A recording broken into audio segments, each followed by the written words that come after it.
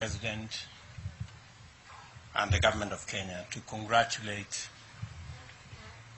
all our cabinet secretaries who've been appointed and sworn in this morning. To all of you, I have had the occasion to congratulate you personally, but let me also take this opportunity to congratulate each and every one of you for the honor to serve in the cabinet of the Republic of Kenya. Congratulations, and as I have said, I look forward to working with each and every one of you in the transformation of our country as we work together to implement and to execute the plan upon which we were elected by the people of Kenya. Again, to all of you and your families, congratulations. Pongezi. Pongezi sana. I want to say a couple of things, just by way of welcoming you to my team and my good deputy here, and to assure you that in the discharge of your duties in the various ministries that you will be serving, you will have my wholesome support. You will have my support because you have no option other than to succeed. Failure is not an option, good people. We have a country to look after. We have a plan to implement. And we have the people of Kenya watching us. So you will have my unqualified support so that you can succeed, because in your success is the success of our administration and the success of our country. So from day one, I want to promise you my support. And the second item I want to say is I have listened to you very carefully as you took your oaths of office. And there are three fundamental things that you have sworn to. Number one, you have sworn to the Constitution. You know very well that this is a country based on the rule of law. I expect each and every one of you, as I do of all public servants, to uphold the Constitution and the rule of law to be front and center in the administration of our government. That should be the guiding principle. The Constitution, all our laws, and making sure that our country is not run on the whims of individuals, but on the dictates of the Constitution. You have also sworn to serve the people.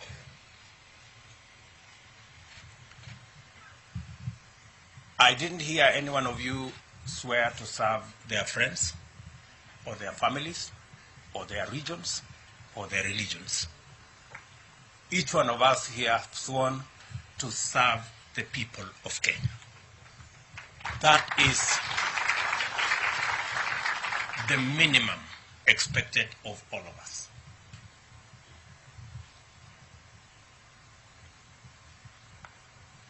And you have sworn to advise the President, your appointing authority, as is required of you by the Constitution. I look forward to listening to you and your advice so that we can manage the affairs of our nation, because even though I stand here as President, I do not have the monopoly of all knowledge. I expect that you will enrich the plans, the thoughts, the programs, and the plan we have with your advice. The third thing I want to say is that By listening to you take your oath of office, let me repeat again, you have been appointed and you have sworn that you have been appointed to the Cabinet of Kenya. I know there are regional persuasions, there are community persuasions. I haven't appointed any cabinet for any region or for any county or for any community. I have appointed a cabinet of Kenya. I expect you to respect your oath of office and serve all Kenyans equally.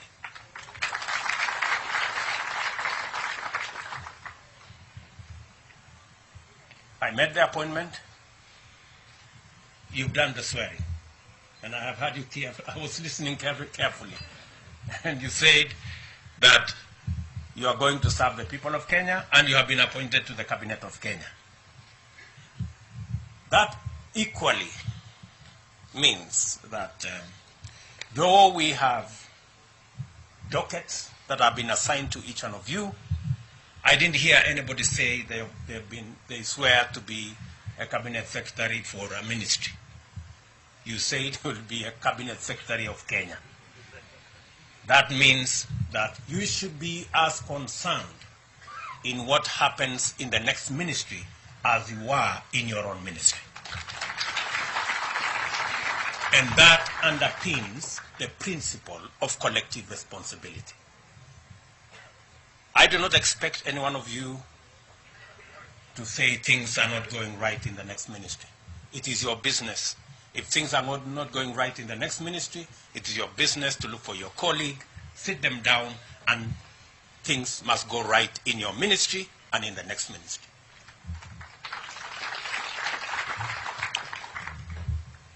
Because the principle of collective responsibility is a principle that is understood and is a principle that has been practiced. And therefore, that will be my minimum expectation, that we will serve the people of Kenya equally, and we will make sure that everything goes right in the docket that you have and in the government of Kenya, because that is your forte. I wish also to say that you have sworn to serve the people of Kenya. The people of Kenya have elected their representatives. We have members of parliament, we have members of the Senate, who are the people's representatives. I expect that we are going to work together in a respectful manner with our elected leaders. As the people's representatives, because all Kenyans cannot come to your office. They cannot come to prosecute their agenda. They have elected representatives.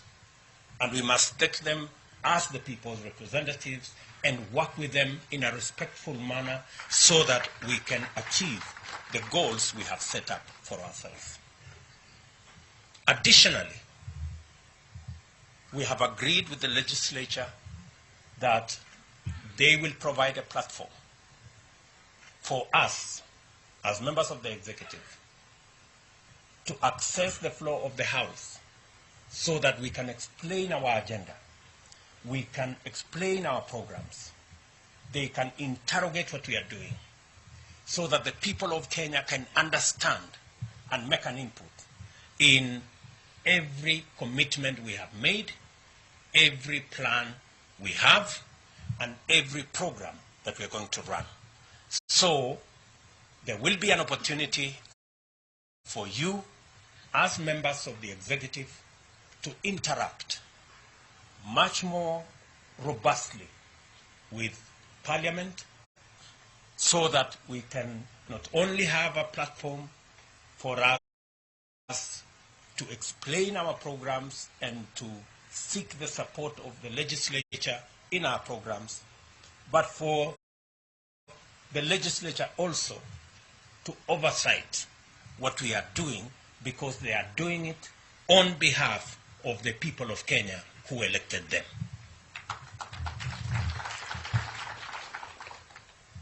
So all of us must prepare ourselves, because my intention and that of my deputy is to run an open government, an accountable government. We have no gray areas, we have nothing to hide. We want to serve the people of Kenya in the context and manner that promotes accountability, promotes transparency, and makes sure that the people of Kenya understand what we are doing. And so, friends, I have the privilege of having worked with all of you. Maybe at not the same distance, but with all of you. So while I crafted this cabinet, I had to take into consideration many things, but I look forward to us serving the people of Kenya. Even as we make other appointments, we are going to make sure that we carry the whole country along, and we make sure that every person given a responsibility has the requisite understanding and knowledge so that we can be able to deliver to the people of Kenya. I have said this in front of your families, in front of your constituents, so that they also become my witnesses, and that they don't come to harass you in your offices to do things for them, so that they understand that you are serving the people of Kenya. And I am sure that I have their concurrence and understanding.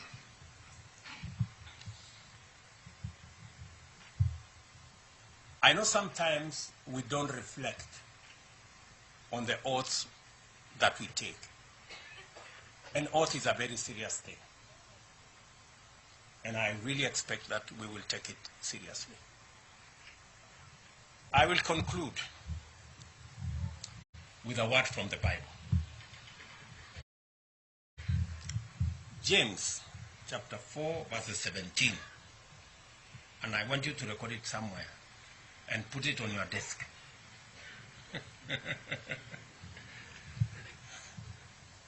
Because that part of the Bible says, he who knows what is right and doesn't do it, it is counted to him or her as sin.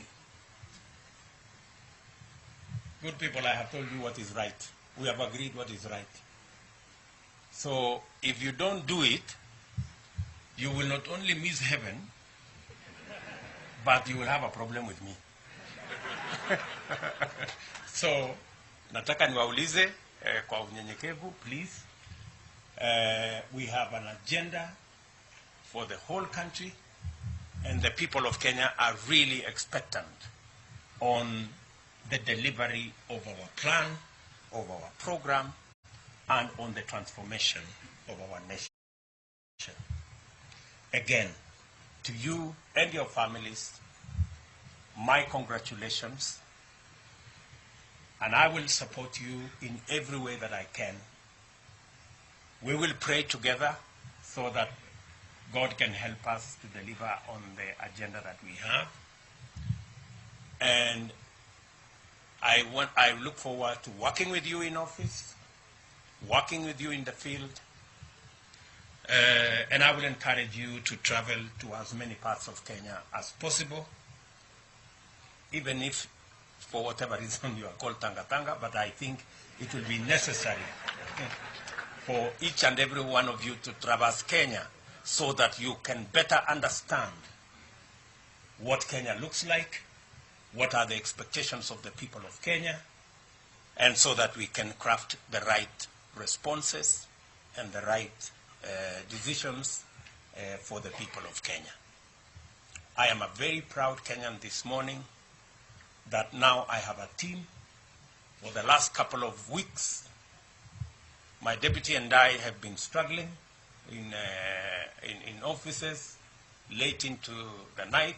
Now we have a team, and your celebrations will be very short-lived because I think you will be leaving your offices late. So the spouses, kidogo mtatuvumilia. Hawa watu pengine itabidi walale ofisini for the next couple of months until we have our plan in place. And I want to say again to the families, asanteni sana for supporting this team. And we promise you that you and the people of Kenya, we promise you to do our best. Asanteni sana na Mungu awabariki.